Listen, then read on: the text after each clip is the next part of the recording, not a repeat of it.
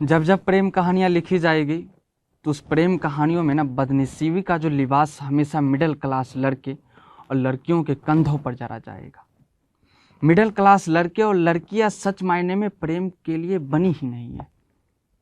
अगर हम middle class लड़के की बात करें तो ऐसे लड़के प्रेम तो कर लेते हैं, लेकिन वो भूल जाते हैं कि प्रेम ने हमेशा कुर्बानी ही मांगी है।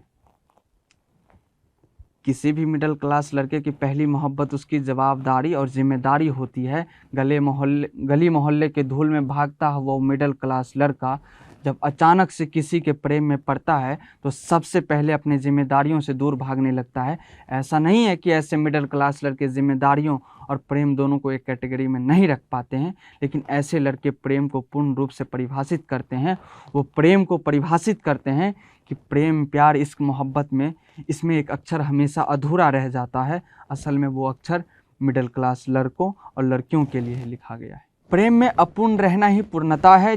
कुछ समय के बाद जब लड़कों को अपनी जिम्मेदारियों का एहसास होता है तो वो अक्सर अपने प्रेम को बलिदान करके अपनी जिम्मेदारियों की तरह अग्रसर हो जाते हैं। दुनिया ने ऐसे लड़कों को हमेशा नकारा है, नासमझ और बेवफा समझा है, लेकिन असल मायने में ये मिडिल क्लास लड़के जो प्रेम का बलिदान करके अपने परिवार के प्रति अपनी जिम्मेदारी और जवाबदारी के लिए आगे बढ़ते हैं, और वो भविष्य में एक अच्छे प्रेमी बने ना बने लेकिन एक अच्छे पिता ज़रूर बनते हैं। कुछ ऐसा ही मिडिल क्लास लड़कियों के साथ भी होता है। ऐसी लड़कियां जब किसी लड़के के प्रेम में होती है तो वो भूल जाया करते हैं कि उनके आसपास कौन है। आप कह सकते हैं कि इस तरह के प्रेम को जीने में और प्रेम करने में सरासर लड़कियों की ही गलती है। लेकिन ऐसी लड़कियां जब किसी से प्रेम करती है तो अपने मन ही मन में उस लड़के को अपना जीवन साथी मान लेती है। लड़कपन की उम्र में वो लड़के के साथ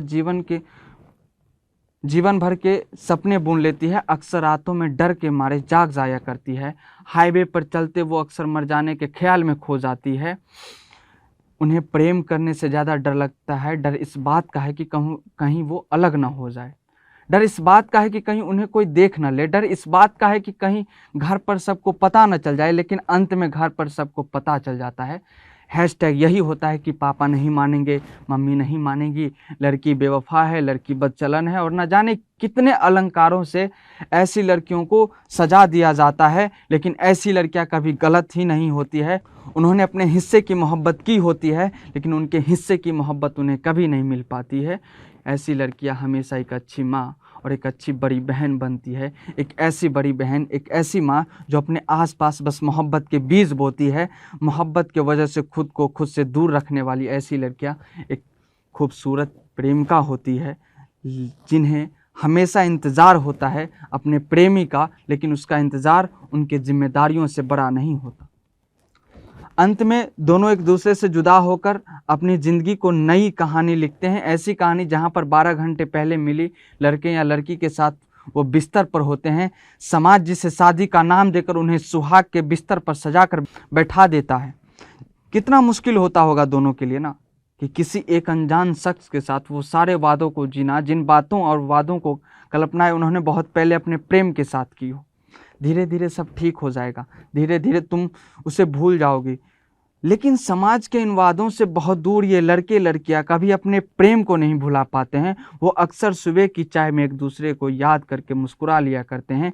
बारिश की पहली बूंदों में अपनी हथेलियों को आगे करके वो एक दूसरे को महसूस कर लिया करते हैं। और समाज हैशटैग चला देते हैं, लड़की बेवफा थी, लड़का बदचलन था, पापा नहीं मानेंगे, मम्मी नहीं मानेगी।